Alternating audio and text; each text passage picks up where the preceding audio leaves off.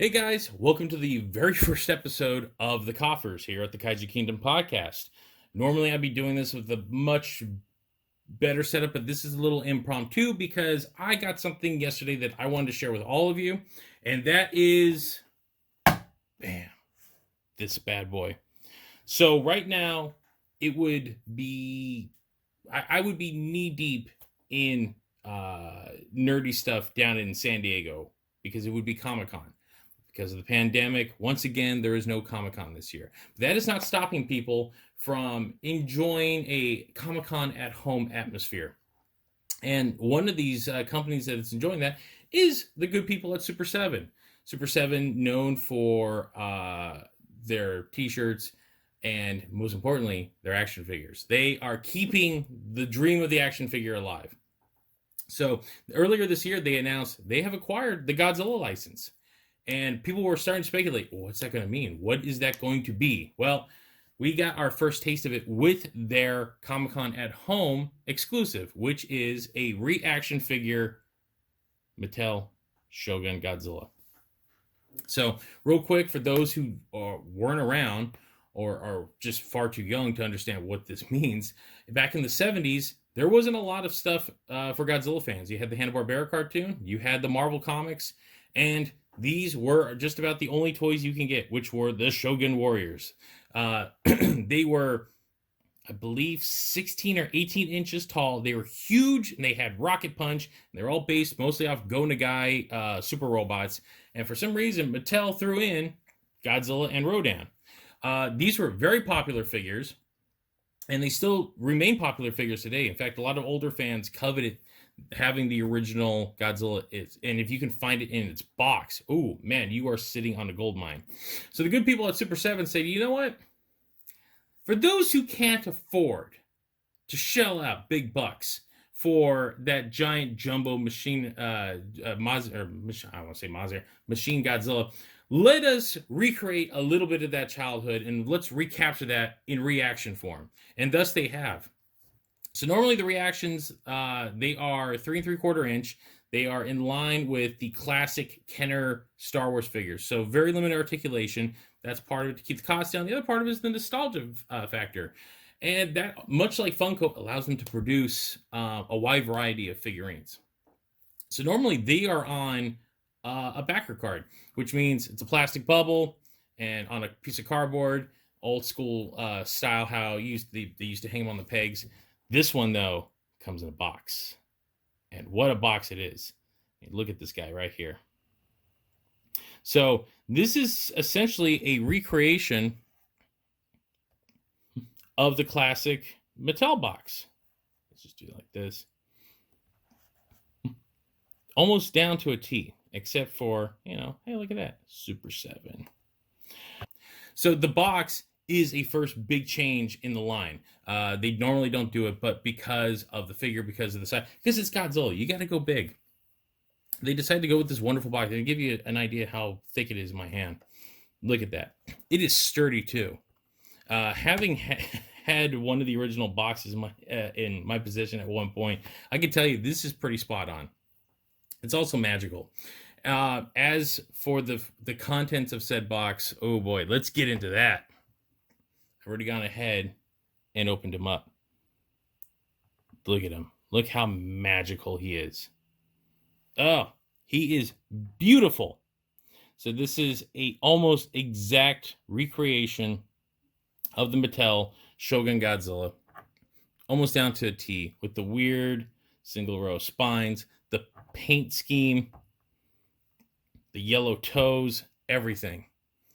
Get you a close look at him. Look at that mug. Isn't he beautiful? It's almost like someone took the shrink ray from Honey, I Shrunk the Kids, took the figure and shrunk it down perfectly. Like, it is almost a 1-to-1 comparison. The only difference between the actual Mattel Shogun and the ReAction one, no shooting fist. I am absolutely fine with that because, well, I tend to lose parts. Even at my age, parts tend to disappear. That's why I don't pull out all my accessories. They stay in the boxes.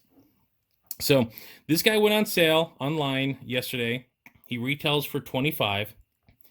Sold out immediately. Could not believe it. partially because, again, it's the American stuff is a weird market in that there's high demand for it, but it's coming from a small group.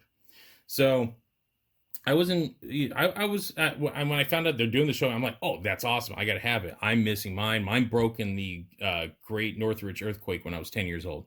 I haven't gotten one since because they're just too damn expensive. Like, definitely got to get that. I got up, sold out. Absolutely. The first thing that sold out, too, of all their exclusives, which was both a blessing and a curse. I'm like, oh my God, like, I wanted one of these. Well, I had planned to go down to San Diego with a couple of friends because we wanted to recreate a little bit of that Comic-Con joy. We're going to go get some food. San Diego is a beautiful town if you've never been. Oh, it's fantastic. As the great Lewis Black said, the easiest job in the world is to be the weatherman for San Diego, California. Why? What's the weather today like, Jim? Nice. Back to you. So every San Diego trip always involves a visit to the Super 7 store. And when we rolled in, lo and behold, they had a limited amount of stock of most of their Comic-Con exclusives, including this bad boy. And I jumped immediately. And I do not regret the 90-minute drive down there to pick him up because I am in love with this thing. I'm absolutely in love. Look at this. Look. Ready? Ah! He's got the fire tongue. And it's got the same action, too. Oh, I love it. So, as you can see, much like many reactions, limited articulation. The head moves, the arms, the legs. It's almost verbatim. Actually, I don't even think the head on the original Shogun Godzilla actually moved. I think it was stationary. So this is actually a bit of an upgrade. You can get some cool poses out of them right there. Put them back real quick. So I was lucky enough to get one physically in my hand. I know other people are waiting on theirs to be sent out. They, the good people at Super 7 said, yeah, we're in the process of shipping out everything. So for those who were lucky enough to grab one, hang tight. This is going to be a fantastic piece for your collection. In fact, for anybody that ever wanted one, if you can try to get one, I know I just said they're sold out. There's clearly stuff on the secondary market. I say wait because you're probably going to see those drop after a couple of weeks once everyone that wanted one got one. Or you can do what I did. If you're in the Southern California area or in the Northern California area, go visit the Super 7 store in San Diego and San Francisco. Why? They are amazing stores. They're fantastic. And they have some of the friendliest people on the face of the earth who are exceptionally knowledgeable in their pop culture. You won't regret it.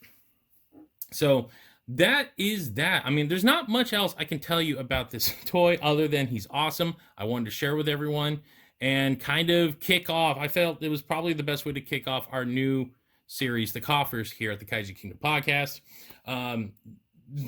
If this episode seems very crude, I apologize because, well, this was very impromptu. So the coming episodes are going to be much more polished and slick. But I just had to share this guy with everyone. Not only that, because he's the talk of the town right now. So I'm going to wrap this up. And if you like what you see here, please subscribe to our YouTube channel. Also, you can find our show, the Kaiju Kingdom Podcast, on Spotify, Apple, Google Podcasts, pretty much wherever you can find your favorite podcast. We are also on thekaijukingdompodcast.com. You can listen to episodes directly there, see videos like this, and much more. And if you want to follow us in all of our shenanigans, we are on all of the social medias. Twitter, at the Kaiju Kingdom.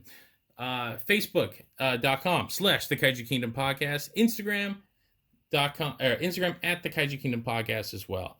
All right, guys. Thanks for watching, and we'll see you next time.